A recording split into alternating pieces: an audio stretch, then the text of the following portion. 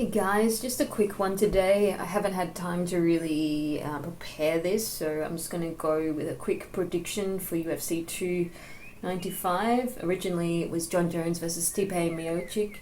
That was a very much anticipated fight for the heavyweight title, but unfortunately Jon Jones tore his pec off, which is a somewhat serious injury. I think it's always pretty bad. I think it's pretty bad when you rip anything off the bone, so wishing him a speedy recovery. I don't really think we'll be getting that fight anytime soon, if at all, so it's a bit of a shame. So now the main event is JIRI Prochazka versus Alex Pereira for the light heavyweight title. That was originally the co-main, I think. So I'm actually favouring Pereira to win this, mainly because JIRI has been off for so long. I think it's been a year and a half, perhaps. By the sounds of it, his shoulder injury was really bad. He tore 4 different muscles in his shoulder, and the shoulder area is very vulnerable anyway, so if you're that injured, I just think it's going to make him a little bit, I think it's going to affect maybe his grappling, or maybe he'll just feel a bit weaker or something, but I can't imagine that he'd feel confident in the jiu-jitsu, which is probably how you'd probably want to approach this fight with Alex Pereira. I know JIRI is really good. If he wasn't coming off a layoff, I would favour him perhaps to win this fight. But I think Pereira's had a very strong strength of schedule, and he has been learning more about... He's been filling out his game more. I think his striking, he probably packs a more powerful punch, obviously.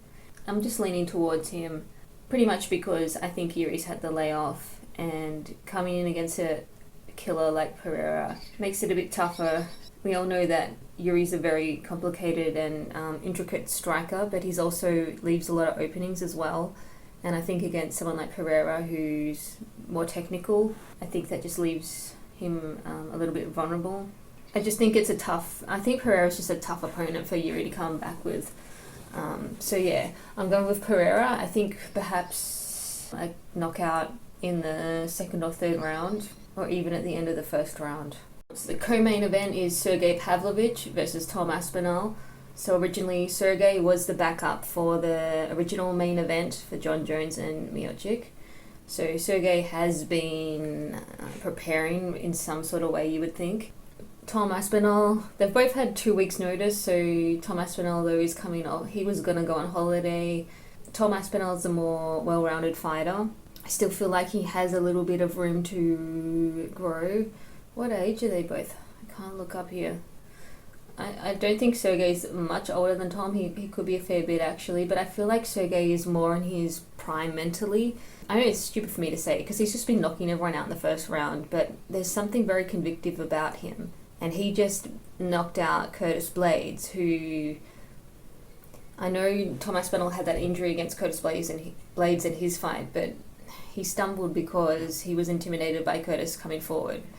And I just feel if Curtis can do that to Aspinall, intimidate him. I mean, interpret it any way you will. What I saw is that Curtis Blades in that fight was coming forward and swinging. Aspinall wasn't prepared to counter, so he kind of panicked with his foot, and then he landed on his knee bad, and that's what fucked up his knee. But I just saw that he wasn't prepared for that version of Curtis Blades, whereas Sergei, we saw what he did to Curtis Blades. And I know MMA math doesn't add up, but I think it kind of counts for something here, because you can't have any intimidation at heavyweight. And Tom's probably grown from that. Who am I to say that he's going to be intimidated by Pavlovich? But Pavlovich is almost like the uncrowned champ right now. He is probably the most intimidating guy in the division. He's fearsome. He's very big, right? Oh, he's 6'3". Okay, so Aspinall's taller. I feel like Pavlovich is on a steamrolling... he's on a steam train. He's steamrolling everyone. And for Aspinall to come in on 2 weeks' notice after the resume he's been on, it's going to be a little bit more of a challenge for Tom to come up with an effective game plan to fight Pavlovich, because Pavlovich is crazy and he's probably going to come out similar to the way that Curtis Blades did. And I think Tom Aspinall does really well when the opponent's intimidated of him. I don't think I can see that happening in this fight, though. So I love both of these guys, but I think Sergei's got the advantage in this one. He's had more time to prepare for a fight.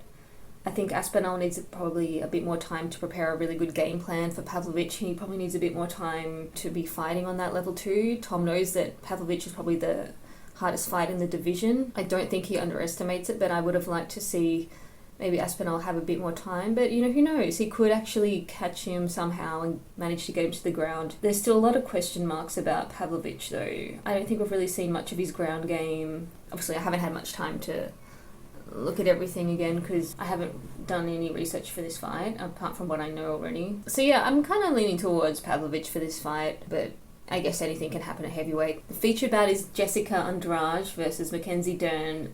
We all know what Jessica's been like recently. She has quick turnarounds. She just wants to make a lot of money.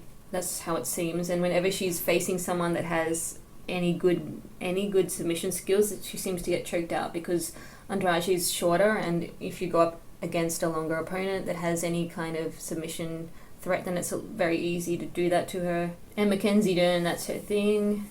I can see Mackenzie possibly getting a submission, but she's going to have to get Jessica into that position first. Jessica could actually catch her, so I can see this fight going either way, although Jessica's been on a bit of a skid, or I should say more of a turbulent kind of skid. She still wins some. And Mackenzie Dern hasn't really developed her striking to the level that it needs to be, so I think this is a tough fight for Dern. If she's able to avoid the striking, then she'll have a lot more success, but we'll see. This fight's up for grabs. Yes, that's all I'm going to cover today. Just a quick one because it's been busy. But thanks for coming back, and enjoy the fights, and I'll do a recap afterwards. But enjoy the weekend, and thanks for stopping by, and see you around the traps.